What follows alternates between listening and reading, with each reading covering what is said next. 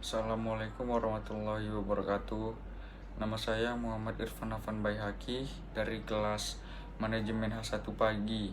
NPM saya 2005 160397. Di sini saya akan menjelaskan tentang berakhlak kepada Allah Subhanahu wa taala. Kalau kita berbicara dan menyebutkan tentang akhlak, yang terlintas dalam benak dan bayangan kita adalah bagaimanakah kita bersikap baik kepada sesama manusia. Misalnya, kepada orang tua, kepada guru, kepada tamu, atau yang lainnya.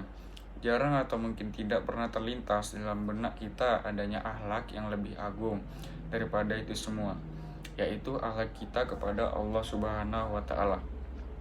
Allah Ta'ala telah mensyaratkan hal ini dalam firman-Nya.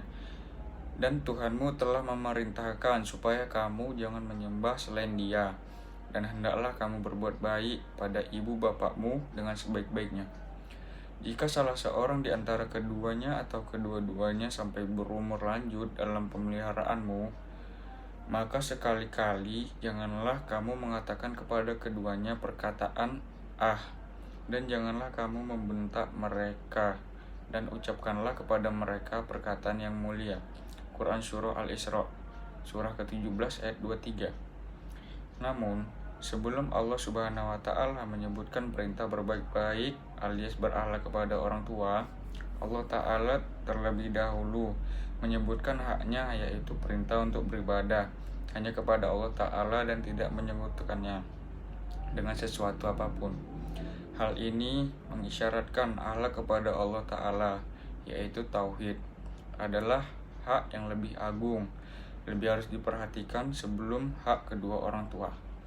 Demikian juga dalam ayat yang lain yang diartikan, Allah Ta'ala berfirman, "Sembahlah Allah dan janganlah kamu mempersekutukannya dengan sesuatu apapun, dan berbuat baiklah kepada kedua orang ibu bapak, karib kerabat, anak-anak yatim, orang-orang miskin, tetangga yang dekat dan tetangga yang jauh, dan teman sejawat, ibnu sabil dan hamba sahayamu. Sesungguhnya Allah tidak menyukai orang-orang yang sombong dan membangga-banggakan diri." Quran Surah An-Nisa, surah keempat ayat 36. Dalam ayat tadi, sebelum Allah Ta'ala memerintahkan manusia untuk berakhlak kepada sesama manusia, yaitu 9 golongan yang Allah sebutkan: orang tua, kerabat, anak yatim, orang miskin, tetangga yang dekat, tetangga yang jauh, teman sejawat, ibnu sabil, dan budak. Allah Subhanahu wa taala perintahkan untuk berakhlak terlebih dahulu kepada Allah Ta'ala, yaitu mentauhidkannya dalam ibadah. Hal ini menunjukkan tanpa akhlak kepada Allah Ta'ala, semua itu hanyalah sia-sia belaka dan tidak ada nilainya di sisi Allah Ta'ala.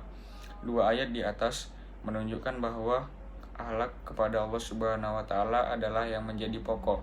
Sedangkan akhlak kepada sesama manusia atau sesama makhluk secara umum itu sekedar mengikuti setelah seseorang memiliki akhlak kepada Allah Subhanahu wa taala.